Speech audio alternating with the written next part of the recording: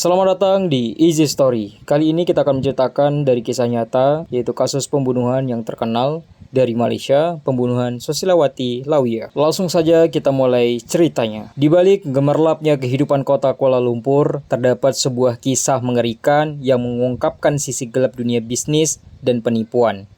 Malam ini kita akan membahas salah satu kasus kriminal paling menggemarkan di Malaysia.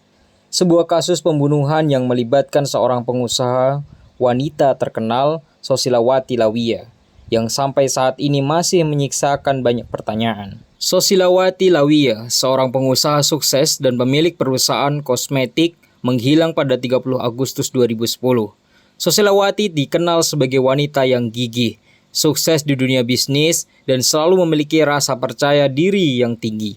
Tidak ada yang tahu bahwa saat ia menghilang, itu adalah awal dari tragedi besar yang akan mengguncang Malaysia. Setelah beberapa hari tidak ada kabar dari Sosilawati, keluarga dan teman-temannya mulai merasa khawatir.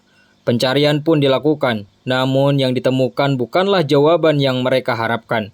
Sebuah bukti mengarah pada seorang pria yang diduga terlibat dalam hilangnya Sosilawati. Investigasi akhir mengarah pada seorang pengusaha yang bernama Subramania. Namun yang membuat kasus ini semakin mencekam adalah kenyataan bahwa Subramania ternyata memiliki hubungan dekat dengan korban. Sosilawati telah terlibat dalam bisnis dengan pria ini yang awalnya tampak seperti sekutu, namun ternyata menyimpan niat jahat. Polisi kemudian menemukan bukti rekaman CCTV yang menunjukkan Subramania berada di dekat rumah Sosilawati pada malam terakhir terlihat. Itu adalah petunjuk pertama yang mengarah pada dugaan pembunuhan. Setelah penyelidikan lebih lanjut, polisi menemukan fakta yang mengejutkan. Sosilawati dan 3 orang lainnya telah dibunuh dengan sangat kejam. Pembunuhan ini terjadi di rumah Subramania dan mayat korban kemudian dibakar hingga tidak dikenali. Ditemukan bahwa motif pembunuhan ini berhubungan dengan bisnis tanah yang sangat menguntungkan, yang membuat Subramania ingin menyingkirkan korban demi mendapatkan keuntungan pribadi. Pembunuhan yang dilakukan secara kejam ini tidak hanya melibatkan satu orang, namun juga melibatkan beberapa orang lainnya. Pembunuhan ini menjadi pembunuhan berantai yang menambah ketegangan di tengah masyarakat Malaysia. Polisi akhirnya berhasil mengungkap seluruh jaringan yang terlibat dalam pembunuhan ini, dan Subramania bersama beberapa rekannya ditangkap.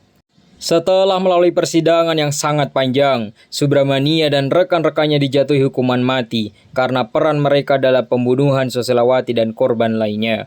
Keputusan pengadilan ini mengakhiri perjalanan panjang penyelidikan yang penuh dengan ketegangan dan ketidakpastian.